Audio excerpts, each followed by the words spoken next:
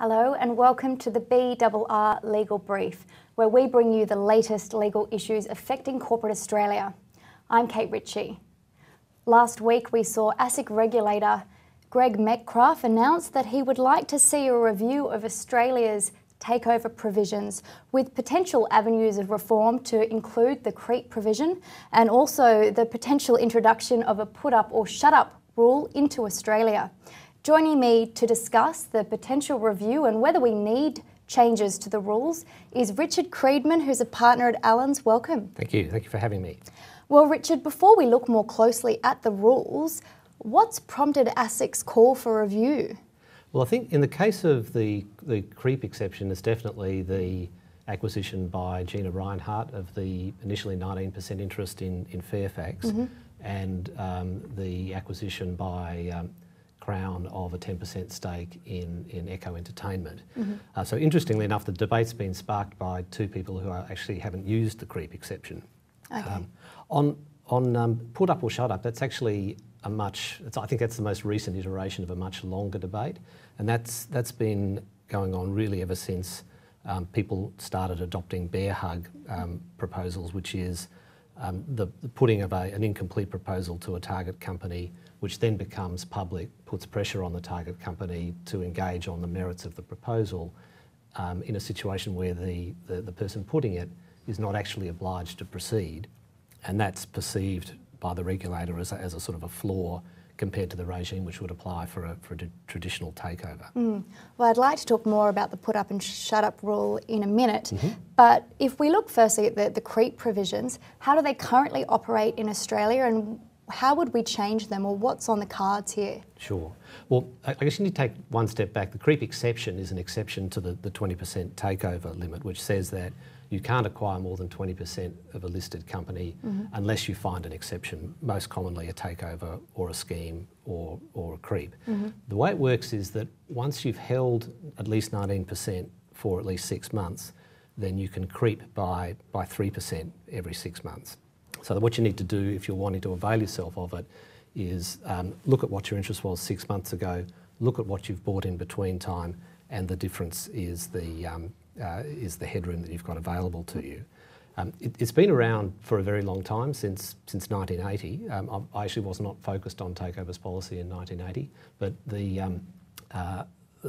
work that we've done suggests there was really never a big debate about whether it was a good idea or not.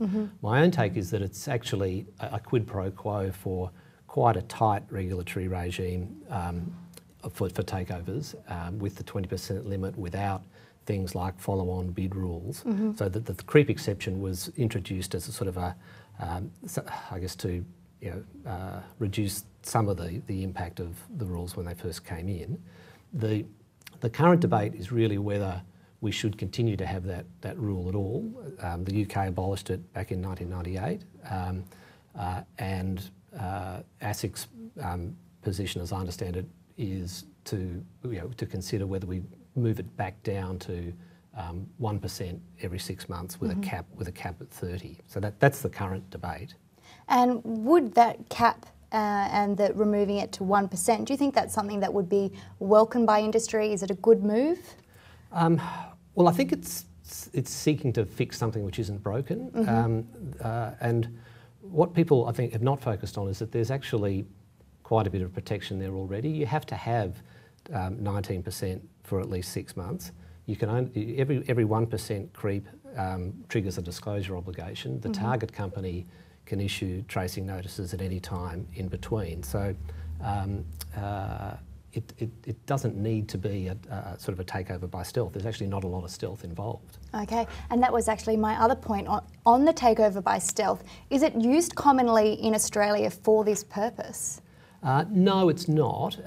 From a bidder's point of view, it's a pretty unusual strategy if your objective is to get to control, to start by acquiring 19%, sit there for 6 months, and then creep every 6 months. You're a very patient bidder if that's the way you're behaving. I've seen it most commonly in situations where a person already has control and they're seeking to consolidate it, and they've got control usually by making a takeover which hasn't got to 100, or they've actually started off with control if they've, say, floated off a minority interest. So it's a procedure which is usually used to consolidate existing control rather than to get control in the first place. And I guess moving then to the put up or shut up rule, which is a rule that they have in the UK. How does the rule operate in the UK? Could you briefly run us through how it works? Sure. The UK has two different sort of takeover processes, which they have a distinction which we don't make. The first is a sort of an announcement of a possible takeover offer, and that's one, oddly enough, which needs to be made by the target.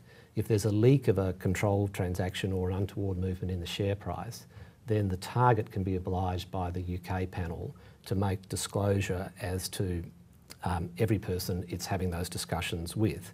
And then having been outed by the target, each of those people needs to, within 28 days, announce an intention to make a firm takeover bid or announce that they're not going to proceed. And in that case, they're locked out of the process for 6 months.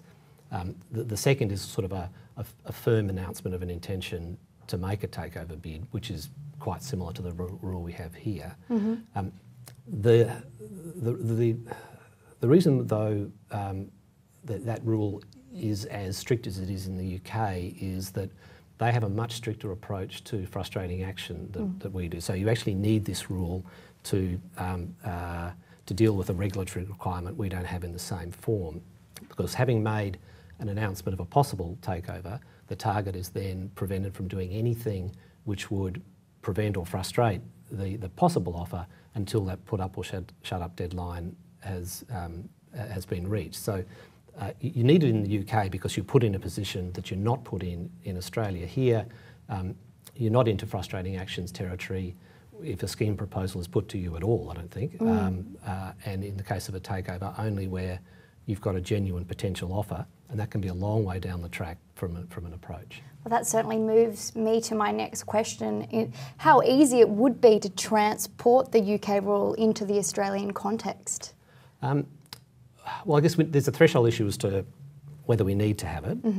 In the takeover context, we already have a form of a put-up rule in the sense that having made an intention to make a takeover offer, then you need to follow through within 2 months, or you've got a range of sort of relatively ugly regulatory consequences. So it's really only an issue in the case of schemes where a person puts a scheme proposal to a target company, and what happens with that proposal is really up to the target. If the target does not wish to engage, then that's the end of the matter.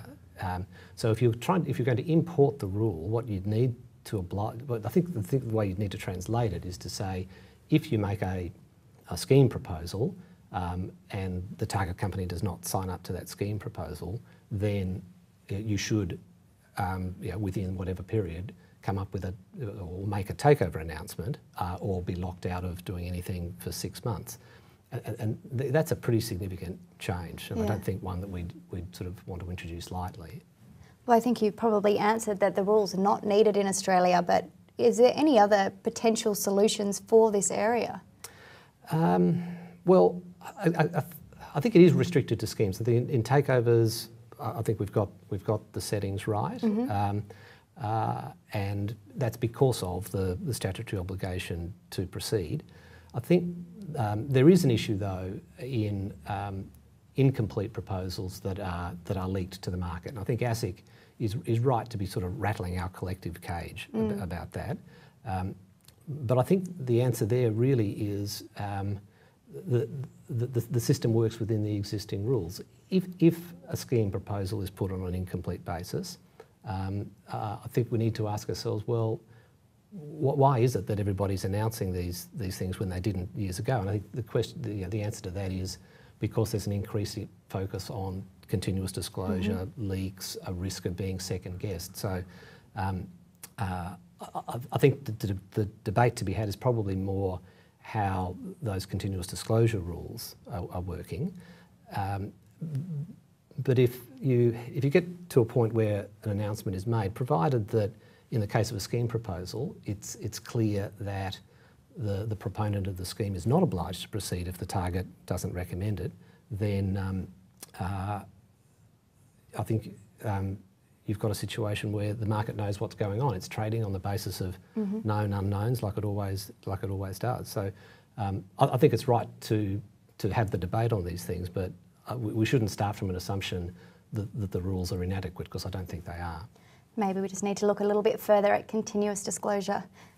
Richard, thank you so much for joining us in the studio. My pleasure. Thank you. And listeners, thank you for joining us as well. We hope that you will join us next week for our legal brief.